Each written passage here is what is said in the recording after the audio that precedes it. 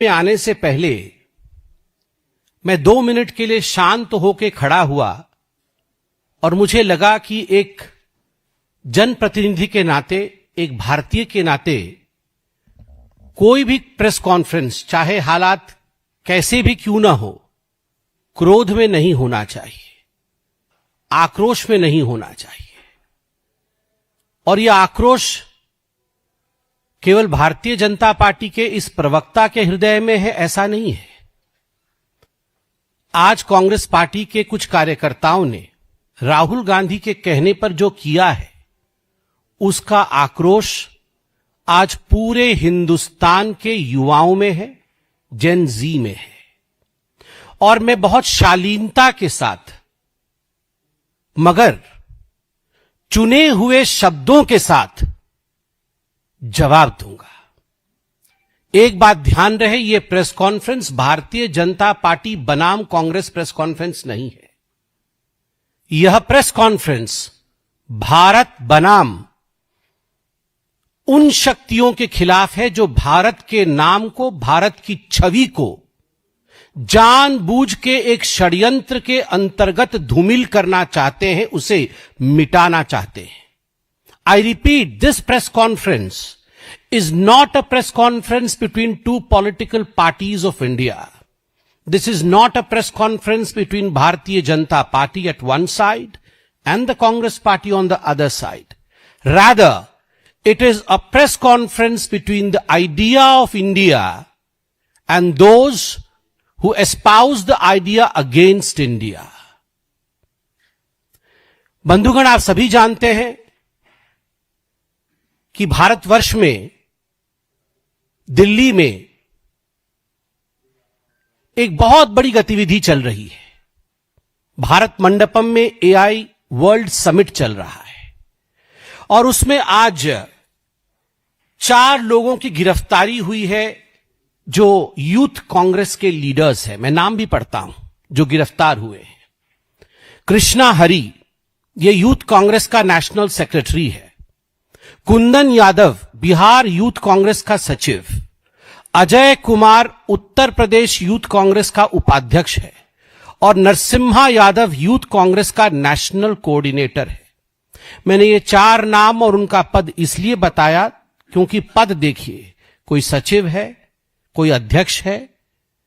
ये छोटे कार्यकर्ता नहीं है, ये बड़े कार्यकर्ता हैं और बड़े पदों पर आसीन कार्यकर्ता है कांग्रेस पार्टी के। और ये रैंडमली या इसी प्रकार अंदर घुस गए हो अफरा तफरी में, ऐसा नहीं हुआ है। पूरे रिसर्च के साथ हम यहां आए हैं। इन कार्यकर्ताओं ने अपना रजिस्ट्रेशन कराया। रजिस्ट्रेशन करने के पश्चात, रजिस्ट्रेशन पहले कराया, आज नहीं कराया, रजिस्ट्रेशन पहले कराया, बार कोड प्राप्त हुआ इन्हें। बार कोड लेकर ये अंदर घुसे, एक डिजाइन के साथ अंदर घुसे जिसमें इन्होंने उल्टा टी शर्ट पहन रखा था, दिख नहीं रहा था टी शर्ट पे क्या लिखा है। और अंदर जाके ये एक तरह से टॉपलेस हो जाते हैं, अपने कपड़े उतार देते हैं और उसके साथ प्रोटेस्ट करते हैं।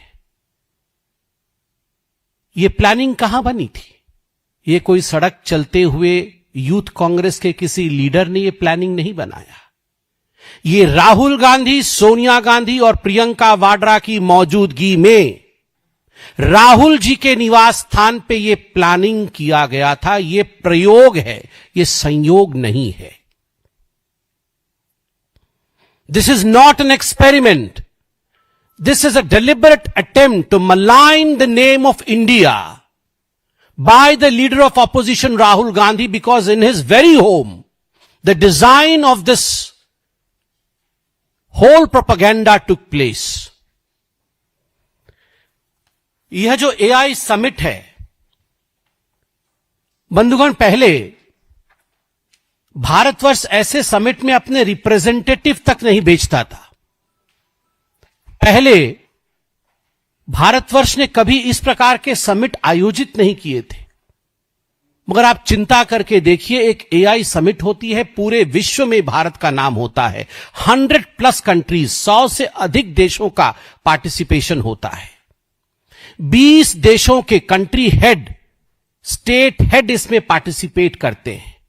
60 मंत्री लगभग अन्य देशों के इसमें पार्टिसिपेट करते हैं।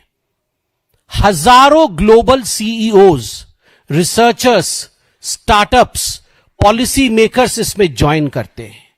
2.5 लाख से भी अधिक विजिटर्स और जो रजिस्ट्रेशन करते हैं वो इस इवेंट में रिपोर्ट करते हैं। इसमें हजारों स्पीकर होते हैं, हजारों सेशंस होते हैं और एग्जीबिटर्स होते हैं। इसमें 300 से अधिक एग्जीबिटर थे जो 30 देशों से आके भाग लेते हैं। और इसमें कैसे लोग भाग लेते हैं आप देखिए। इस एआई समिट में मैं पूरी डिटेल्स में नहीं जाऊंगा, मैं मोटा मोटी बता रहा हूं क्योंकि आप सब जानते हैं, देश जानता है, कई दिनों से देश देख रहा है कौन भाग ले रहे हैं। हमारे प्रधानमंत्री नरेंद्र मोदी जी के साथ साथ फ्रांस के राष्ट्राध्यक्ष Emmanuel Macron, UN chief Antonio Guterres, global tech leaders like Sundar Pichai Google के, सैम अल्टमैन ओपन एआई के, डेमिस हैसाबिस डीप माइंड के, डैरियो एमोजी एंथ्रोपिक के, और भी कई नाम हैं। मैं सारे नाम यहां पढ़ना नहीं चाहता हूं। कहने का तात्पर्य है पूरे देश के हु इज हु, पूरे विश्व के who is who in AI participate करते हैं। और केवल पार्टिसिपेट नहीं करते हैं, वो क्या कहते हैं यह भी हमें सुनने और समझने की आवश्यकता है। UN secretary general Antonio Guterres कहते हैं, India is giving voice to the global south in the AI era. Global south को अगर आर्टिफिशियल इंटेलिजेंस में कोई वॉइस दे रहा है तो उस देश का नाम इंडिया है, भारत है। इसके साथ ही इमैनुअल मैक्रोन कहते हैं, India is becoming a central player in the global AI order. पूरे एआई ऑर्डर, विश्व में जो ग्लोबल ऑर्डर है उसमें भारतवर्ष आज केंद्र में स्थापित कर चुका है अपने आप को, ये फ्रांस के राष्ट्राध्यक्ष कहते हैं। सैम अल्टमैन ओपन एआई के, वो क्या कहते हैं, the future of AI must include India at its core. जो भविष्य है एआई का वो भारतवर्ष को मध्य में उसे रखना पड़ेगा। आज भारतवर्ष इतना इंपॉर्टेंट है। माइक्रोसॉफ्ट की लीडरशिप, ब्रैड स्मिथ जो इंडिया लीडरशिप है उनकी, उन्होंने क्या कहा, India will be one of the world's biggest AI talent engines, one of the biggest talent engines of AI. मेरे पास और बहुत सारे ऐसे बड़े बड़े, फॉर एग्जाम्पल अलेक्जेंडर वैंग जो मेटा के चीफ एआई ऑफिसर है, in India we can scale personal super intelligence very fast. सारे अध्यक्षों ने क्या कहा, सारे सीईओज ने क्या कहा, इसका पूरा का पूरा अंकन मेरे पास है।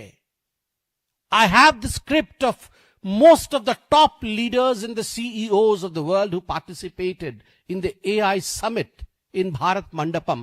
And what they said about India, they said about India that India is the core. India has the possibility. India has the potential. India is doing fantastically well. यह सब पूरे विश्व का कहना था। मगर राहुल गांधी और Congress party, the traitors of the highest order, देश के सबसे बड़े गद्दार, रंग में भंग डालना इनका काम है। जहां देश आगे बढ़ेगा, जहां देश में खुशियों की रंग छाएगी, वहां वो भंग जरूर डालेंगे। ये गद्दार है। ऑपरेशन सिंदूर होगा, प्रश्न उठाया जाएगा। पाकिस्तान का गुणगान होगा, हिंदुस्तान की कमी निकाली जाएगी। एयर स्ट्राइक होगा, हिंदुस्तान को धिक्कार कहेंगे और पाकिस्तान का जय जयकार करेंगे ये राहुल गांधी। और जब सर्जिकल स्ट्राइक होगा तो यही वो गद्दार है जो खून की दलाली कहता है और पूरे विश्व में भारतवर्ष को अपमानित और बदनाम करने का प्रयास करता है। यही वो गद्दार है। He is the traitor who goes to foreign land, sits there in a seminar and says that the ruling dispensation of India is backed by an organization which is equal to Muslim terrorist organization. Boko हराम जो terrorist organisation है, Islamist terrorist organisation, उसके बराबर है ये। अगर ये गद्दारी नहीं है तो गद्दारी की डेफिनेशन क्या है? If this is not what traitors are, if this is not what traitorship means, what is the meaning of a traitor? Please tell me. Congress के लिए मेरे पास केवल 3 शब्द हैं. कांग्रेस के लिए मेरे पास केवल 3 शब्द हैं. Topless, brainless, shameless. Today they went topless, brainless. कहां पर पार्टी के लिए प्रदर्शन करना चाहिए और कहां देश की गतिविधि चल रही है प्रदर्शन नहीं करना चाहिए, इतना भी सोच नहीं है, इतनी भी मस्तिष्क में स्थान नहीं है, इतना विवेक नहीं है कांग्रेस के पास कि ये जो एआई की समिट चल रही है ये बीजेपी का समिट नहीं है, ये बीजेपी की राष्ट्रीय कार्यकारिणी नहीं है, ये एआई समिट है पूरे विश्व का. वहां we should not go topless, वहां प्रोटेस्ट नहीं होता है. Topless, brainless and shameless. बहुत भारी पड़ेगा. जेन जी कभी भी कांग्रेस पार्टी को माफ नहीं करेगी. याद करिए वो तस्वीर. मैं तमाम जेन जी को कहूंगा, आज अपने हाथ में अपना आईफोन लीजिए, अपना एंड्रॉइड फोन लीजिए और गूगल करके देखिए Nehru, Edwina and the snake. आप देखेंगे एडवीना माउंटबेटन को खड़ा करके, अंग्रेजों को खड़ा करके पंडित नेहरू सपेरों के साथ हिंदुस्तान को सपेरों का देश बता रहे हैं कि देखो ये सांप का खेल होता है, ये हिंदुस्तान है, ये सपेरों का देश है, this is the country of snake charmers. और हंस रहे हैं नेहरू.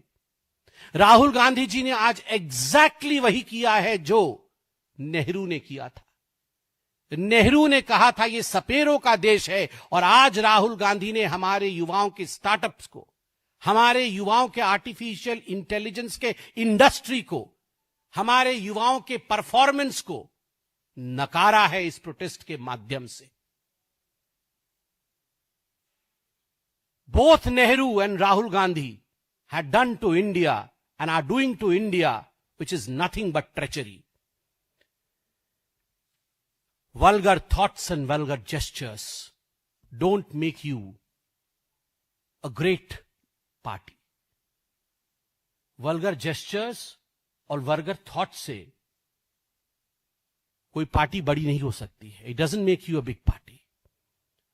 मुझे तो बड़े दुख के साथ कहना पड़ रहा है कि जिस प्रकार की आज गतिविधि हुई है, पूरा विश्व देख रहा होगा, पूरा विश्व सोच रहा होगा कि आखिर किस प्रकार की ये पॉलिटिकल पार्टी है.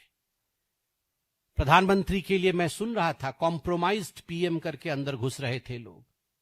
कौन कॉम्प्रोमाइज्ड है? सारे के सारे लीडर जिनके बेल पे बाहर है, मुचलके पे बाहर है, 5,000 रुपए के मुचलके पे मां बेटे बाहर है नेशनल हेराल्ड केस में. कौन कॉम्प्रोमाइज्ड है? जिस राहुल गांधी के ऊपर इस देश के एक सम्मानित अदालत पर नागरिकता पे के प्रश्न को लेकर केस चल रहा है कि वो भारत के नागरिक है कि नहीं. मुझे तो पूरा शक है अब इस घटना के पश्चात कि वास्तविक रूप में ये केस जब कॉन्क्लूड होगा तो क्या धमाका होगा. वास्तविक रूप में वो इस देश के नागरिक के तरह तो बिहेव नहीं कर रहे हैं. Rahul Gandhi is not behaving as the citizen of this country. And there is a case going on in one of the courts of India where Rahul Gandhi is to prove that he is an Indian, because किसी petitioner ने ये petition डाला है कि वो हमारे देश के नागरिक नहीं है. तथ्यों के साथ डाला है, ऐसा बोला जा रहा है, मीडिया ने बोला है. और मीडिया के साथ ही शायद आप देखे नहीं होंगे, मुझे लगता है आप लोग जरा एक्स पे देख ले, यूथ कांग्रेस ने ट्वीट किया है और बताया है कि जिस देश की मीडिया भी कॉम्प्रोमाइज्ड हो, हम और क्या कर सकते हैं, हमें भारत मंडपम में नंगा होना ही पड़ेगा. वो आपको भी कॉम्प्रोमाइज बता रही है. Media compromised, judiciary compromised, election commission compromised, PM compromised. और जो लोग डोकलाम के समय चाइना के टेंट के नीचे चाउमीन खा रहे थे और देश के सीक्रेट बेच रहे थे, ये देशभक्त है. जो शायद देश के नागरिक भी नहीं है, ये देशभक्त है।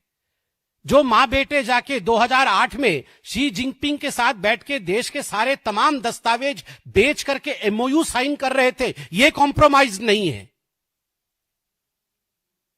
इनकी सेंस ऑफ एंटाइटलमेंट की हम ही राजा हैं और बाकी ये सब लोग ना ये स्टार्टअप जानते हैं, ना इनकी औकात है एआई की, ना इनकी औकात है इंडस्ट्री की।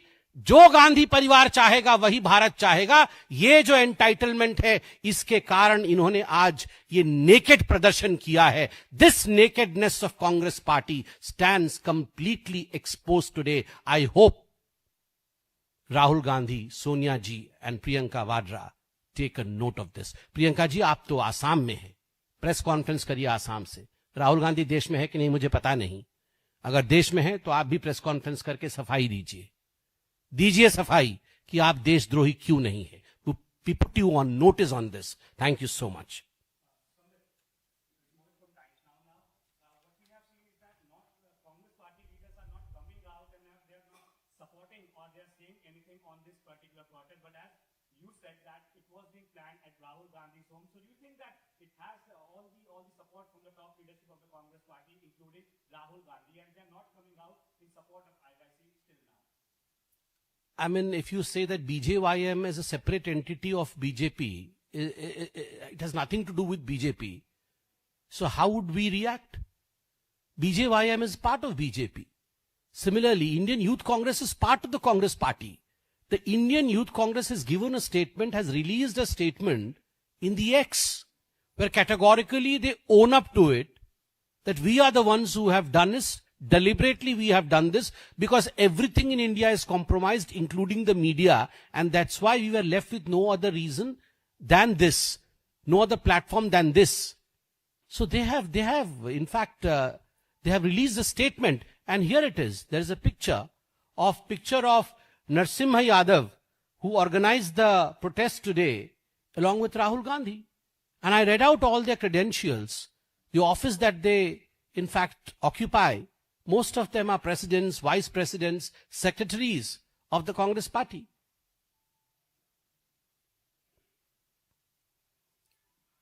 Any further question? I think it's done. Thank you so much.